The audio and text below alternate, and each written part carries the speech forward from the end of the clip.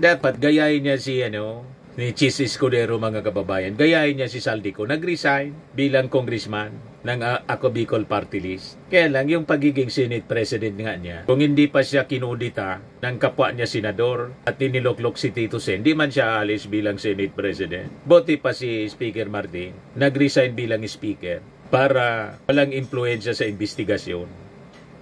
Di ba po? Yan ang pagkakaiba ng mga kaalyado ni Sara kaysa sa mga kaalyado ng ating Pangulong Bongbong. May delikadesa.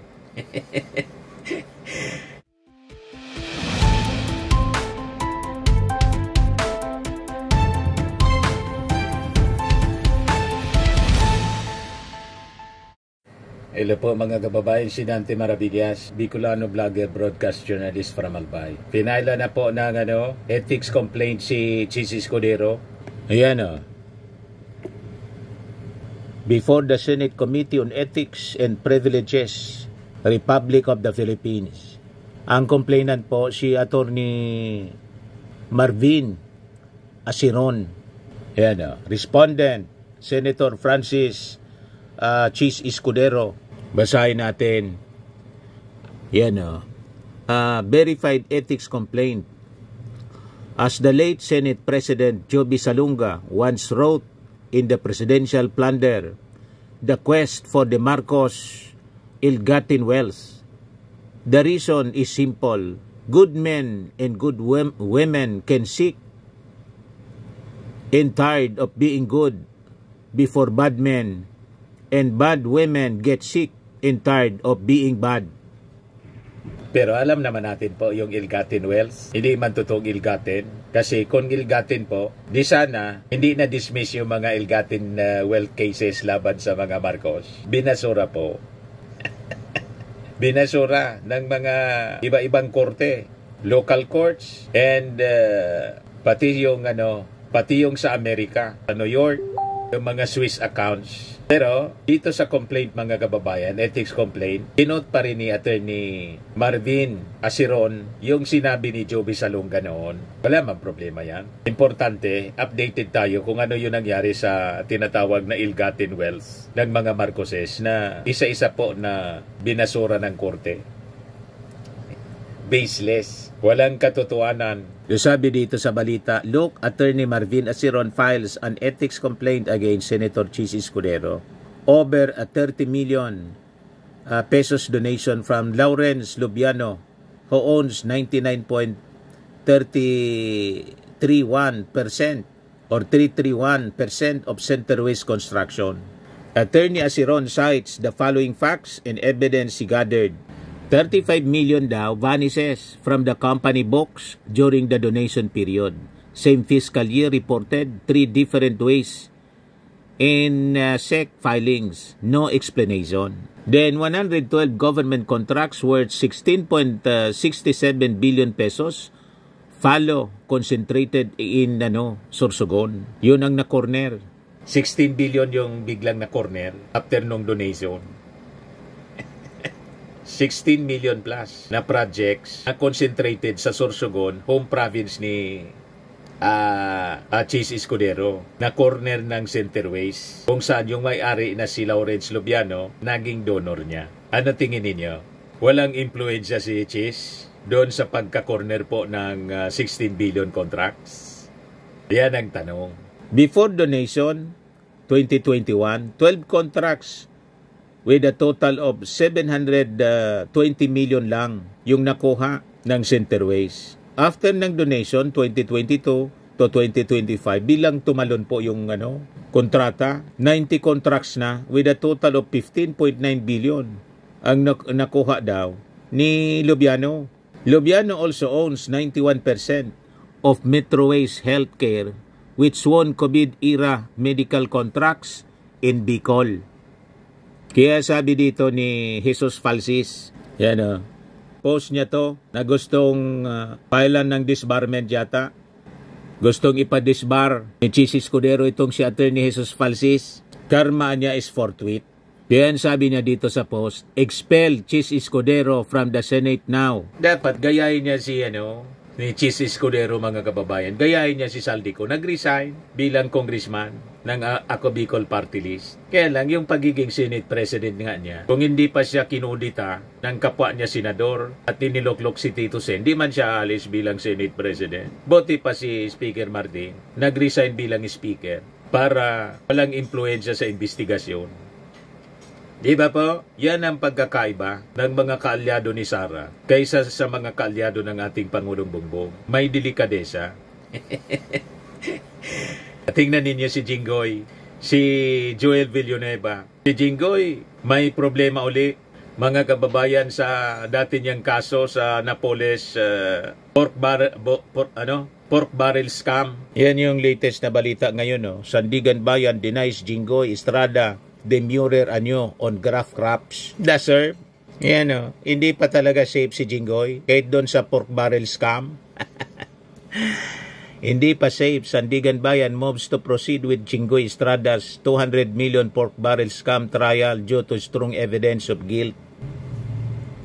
In its latest resolution, the Anti-Graft Court Special 5th Division denied Estrada's bid to dismiss the charges, ruling that prosecutors presented enough evidence to sustain a prima facie case in the 200 million Priority Development Assistance Fund PDAP scam, and did, to the court's mind, the frequency and recurrence of his above actions, along with the totality of the evidence adduced by the prosecution in extant in the record, undoubtedly establishes a prima facie case to sustain a verdict of guilt against him at this point of the trial, the court said in a ruling signed by Chairperson Saldi Trespeses and Associate Justice Mary Ann Corpus Manalac and Maria Teresa Mendoza Arsiga.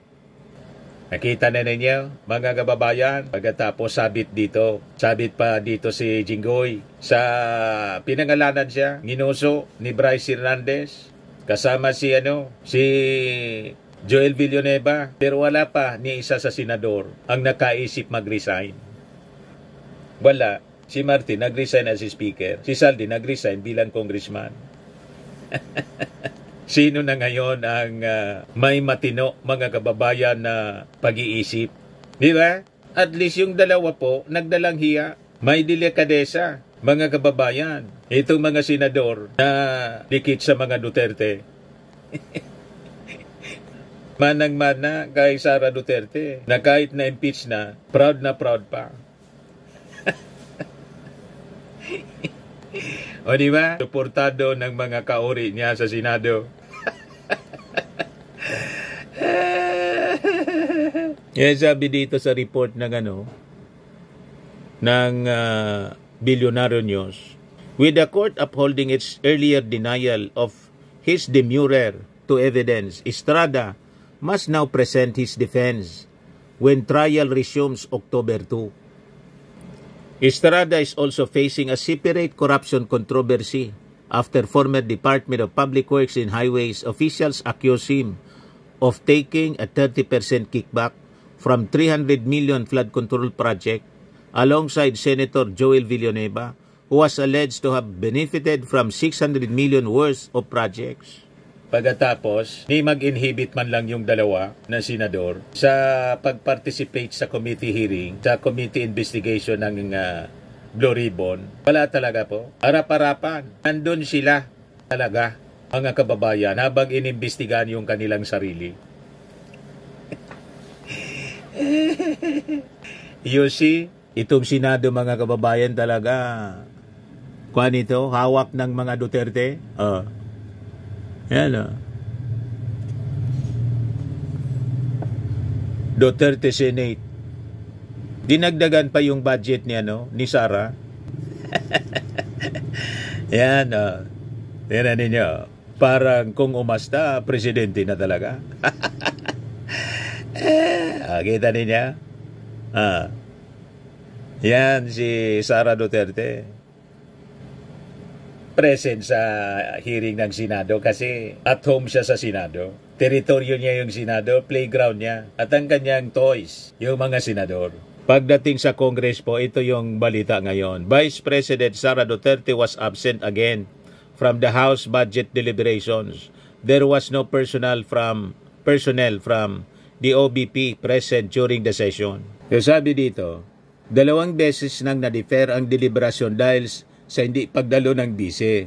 Sa isang sulat, sinabi ng bise na handa naman daw siyang dumalo, pero nagbigay siya ng kondisyong kailangang umattend si President Bongbong Marcos sa budget deliberation ng Office of the President at tatanggalin ang Immigration Lookout Bulletin Order laban sa ilang mga OBP personnel. Hindi natin maintindihan kung bakit hinahayaan ito ng Kongreso na masyadong arugante at bratinela. Dapat sana, kung ayaw niyang i-defend yung kanyang budget, tapos may condition pa siya. 0 budget ang dapat ibigay. Peso, 1 peso budget lang ang ibigay. Unang-una, hindi man niya na ipaliwanag ng maayos yung paggastos niya sa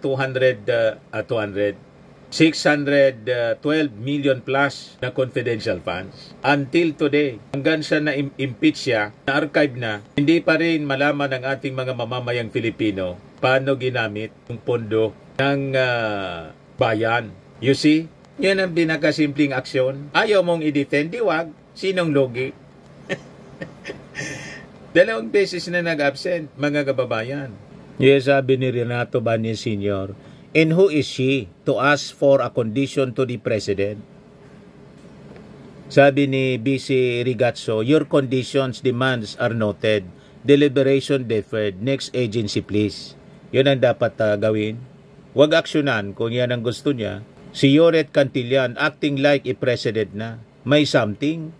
Sabi ni Demi, siya pang nagbigay ng kondisyon ngayon. Ubob talaga ang Inday Lustay na yan. Sabi ni Maribel, Marty ka, may kondisyon ka pa. Huwag ka umattend, di ka naman kawalan. Sabi ni Hil Asulanet, defer the OBP budget. Sabi ni Cabrera Noel, tanggal lang, okay, out ubos ang pera ng taong bayan. Sabi ni Not Biboy, disapprove na ang budget. Parang nananadya si Sara. Para alimbawa, tinanggalan siya ng budget. Sasabihin, inaapi siya. Pabiktim, tapos gagamitin niya sa propaganda na inaapi siya ng Marcos administration. Ganon ang strategy ni Sara Duterte.